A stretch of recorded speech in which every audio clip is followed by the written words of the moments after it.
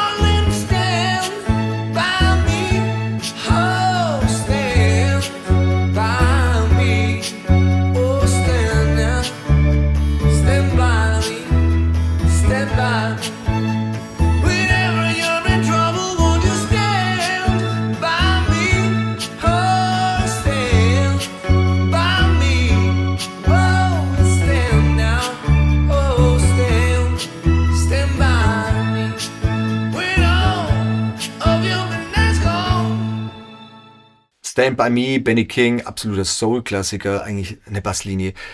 Die kennt ja auch jeder Zuhörer. Wenn man die anfängt zu spielen, weiß jeder gleich, Stand By Me, und alle können mitsingen. Deswegen super Song, der sehr gut geeignet ist für Anfänger. Das heißt, wenn du noch nicht so lange Bass spielst, das ist definitiv eine gute Wahl, zum einfach mal zu einem Song zu spielen und da dazu zu grooven. Ich zeige dir jetzt mal unterschiedliche Übungen und wie du denn jetzt die Harmonielehre, die Theorie in der Praxis anwenden kannst und das dann später auch für andere Songs verwenden kannst. Wir starten mal ganz einfach nur mit den Grundtönen. Wir haben ein A, wir haben ein Fis, ein D und ein E. In der Originalbasslinie wird es eine Oktave höher gespielt, also hier ein A, dieses Fis, dieses D und dieses E. Das ist egal mit welchem Rhythmus, du kannst dir das ein bisschen raussuchen, kannst es auch variieren. Du kannst den Ton auch einfach nur liegen lassen, einfach so, um ein bisschen dein Griffbrett auch kennenzulernen. Sag ruhig den Ton immer dazu, A, Fis, D, E. Oder wenn wir es tief spielen, A, Fis, D und E. When the night has come and the land is dark and the moon is the only light we'll see. No, I won't be afraid. Oh, I won't be afraid. Just as long as you stand by me. So darling, darling. Ich habe dir jetzt als Playalong noch so eine vereinfachte Version auch langsamer gemacht in A-Dur. Nur mit den Akkorden, die liegen da nur als Pad und einem einfachen Schlagzeugrhythmus. Dieses Playalong kannst du jetzt verwenden, um deine Tonleitern, deine Arpeggien, deinen Groove zu trainieren. Und vielleicht auch, wenn du willst, einfach viele Fills auszutesten, die du normalerweise innerhalb von dem Song jetzt nicht machen würdest.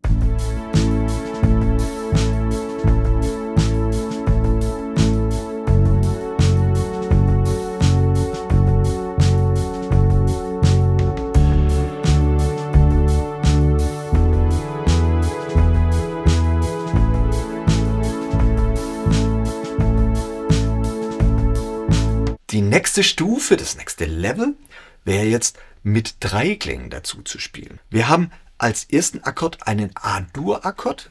Der Dreiklang dazu geht A, Cis und E. Oder natürlich auch hier oben. Genau das gleiche Pattern. Dann kommt das Fis-Moll. Da geht der Dreiklang genau so. Fis, A und Cis. Oder natürlich auch wieder eine Oktave höher.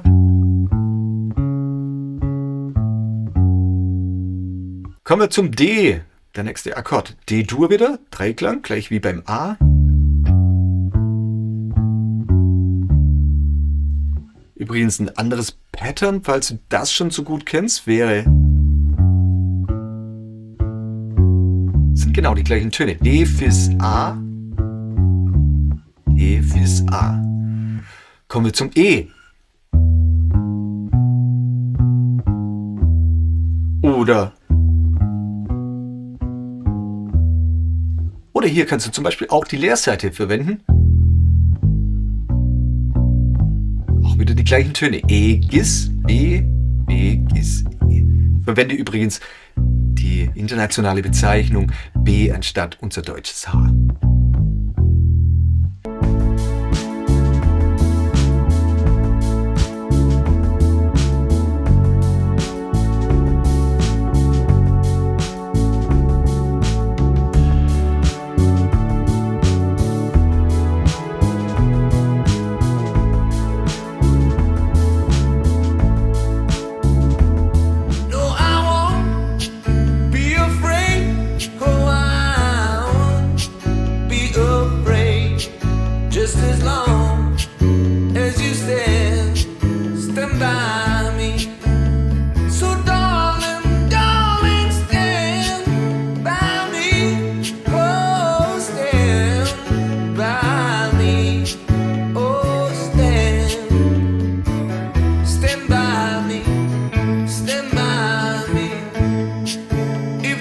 Backing-Tracks, Noten dazu und noch mehr Erklärung findest du in meinem Blogbeitrag bassmeup.de. Den Link dazu gibt es unten.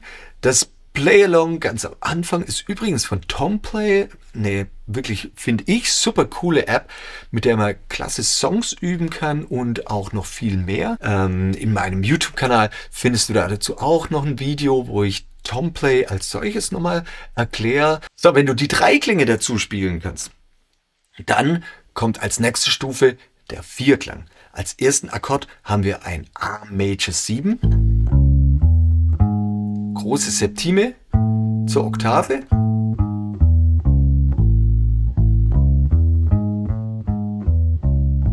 Oder wenn du den Fingersatz auch schon gut kannst, hier wäre eine Alternative.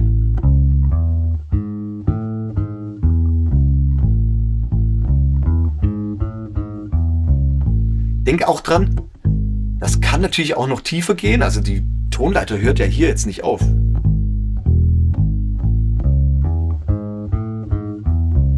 Oder natürlich auch noch hier das Cis, die Terz. So hast du jetzt alle Töne innerhalb von einer Lage mit den Vierklängen gespielt. Als nächstes Fis-Moll 7. Kleines Septim.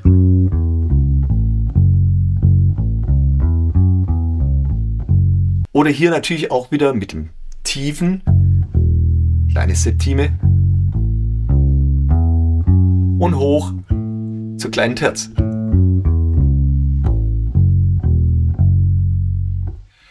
Dann kommen wir zum D, D Major 7 wieder.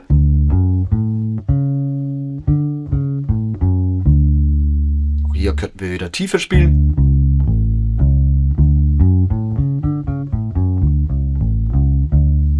Zum E. Dieses Mal, das wäre jetzt als Vierklang ein E-Dominant-Septakkord mit der kleinen Septime, aber einer großen Terz.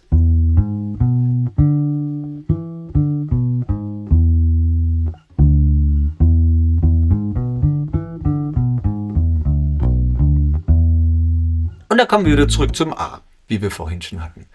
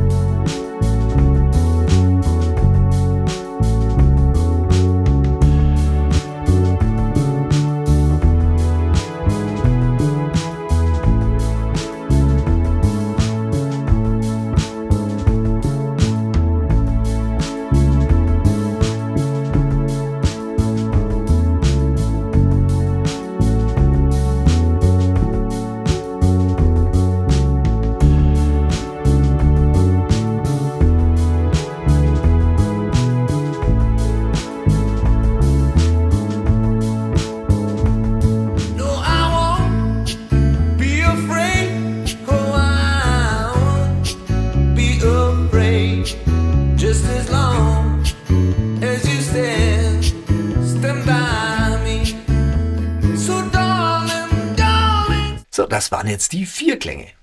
Als nächste Stufe kommt die Pentatonik. Bei A-Dur können wir die A-Dur-Pentatonik verwenden.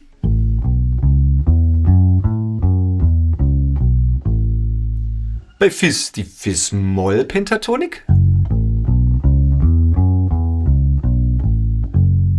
Bei D wieder D-Dur-Pentatonik.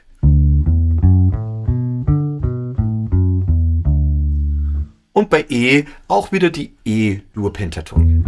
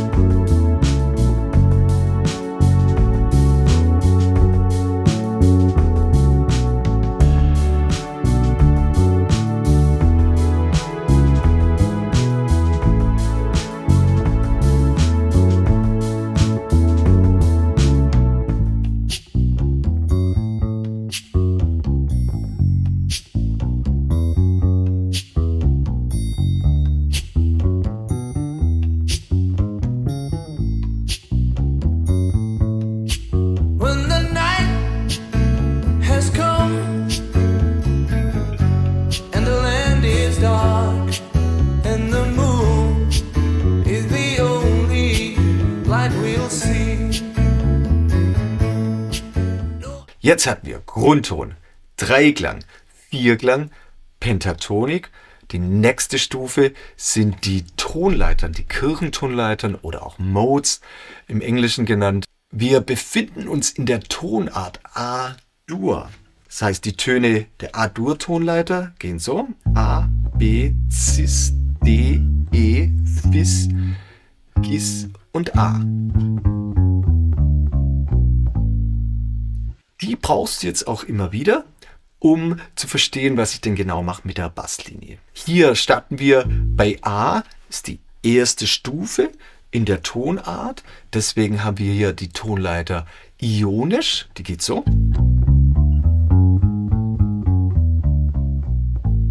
unsere ganz normale Stammtonleiter, die Dur-Tonleiter. Beim Fis, das ist die 6. Stufe, 1, 2, 3, 4, 5, 6, 6. Ton der A-Dur-Tonleiter. Die Tonleiter dazu, die nennt man äolisch, ist aber eigentlich nichts anderes als die A-Dur-Tonleiter auf dem Fis beginnend gespielt.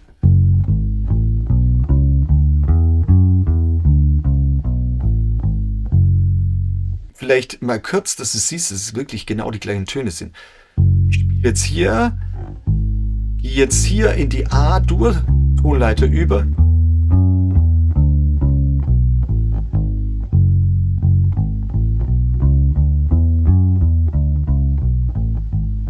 Genau die gleichen Töne.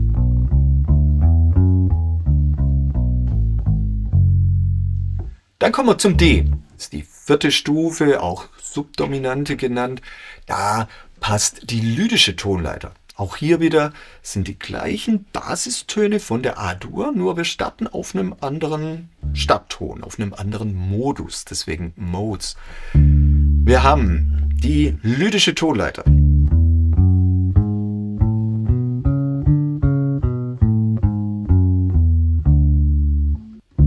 Der Ton hier, das ist der Unterschied von lydisch zu einer normalen Dur-Tonleiter, ionischen Tonleiter. Die würde ja in D so gehen.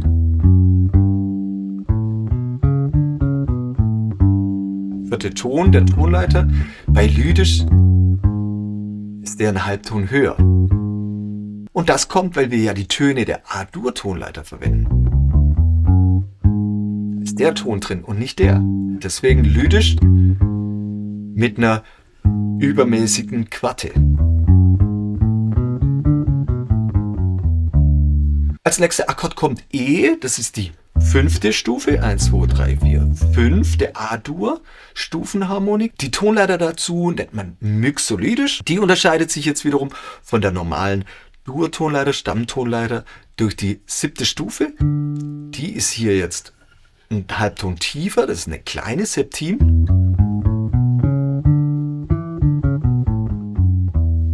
Mixolydische Tonleiter.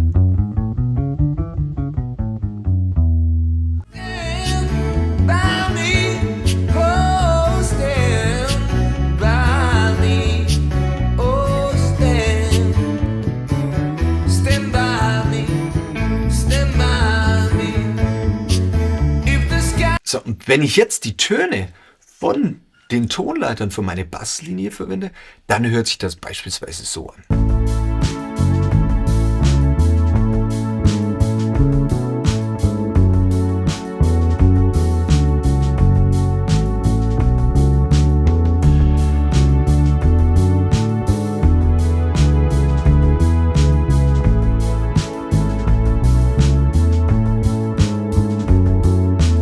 Wenn du es bis hierher geschafft hast, dann bist du eigentlich schon weiter fortgeschritten und kein Anfänger mehr. Noch eine weitere Stufe, was wir hier jetzt noch machen könnten, wären chromatische Übergangstöne.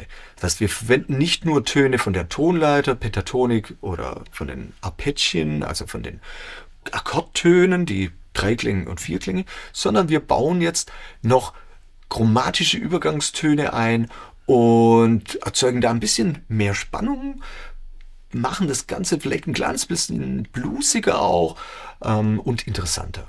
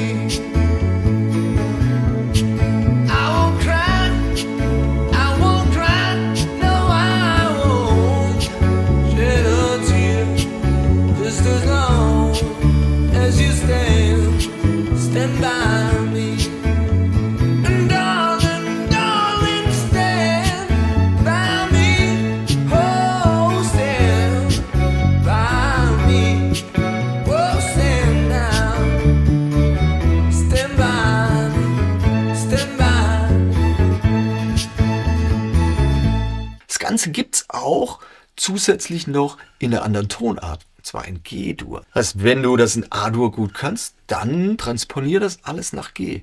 Da hast du dann G, E-Moll, C-Dur und D-Dur. Die Tonleitern und Prinzipien sind da genau gleich. Spielst es nur mit anderen Akkorden. So wie es vielleicht auch mal vorkommt, wenn du mit einer Band spielst und der Sänger sagt, oh, A-Dur ist mir viel zu hoch für Stand By Me. Können wir das einen ganz Ton tiefer spielen? Kein Problem. Dann spielst du halt Stand By Me in G-Dur. Alles das gleiche Ding.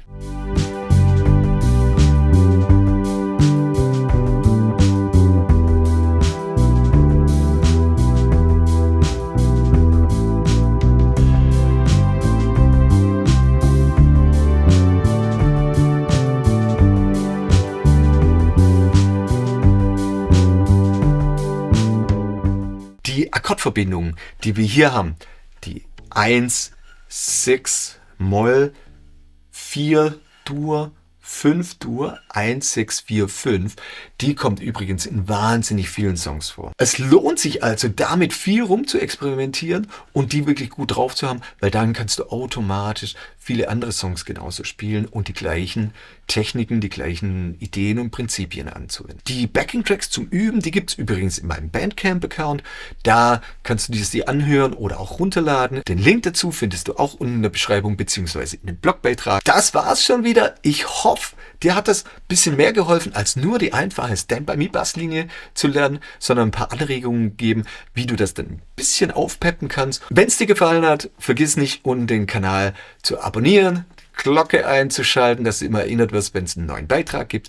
Und natürlich melde dich an beim Newsletter in meinem bassmeer.de Blog. Da bist du dann natürlich auch immer gut versorgt mit neuen kostenlosen Übungen, Ideen, Konzepten, was auch immer zum Basslernen. Ich wünsche dir viel Spaß dabei. Bis denn. Ciao, ciao.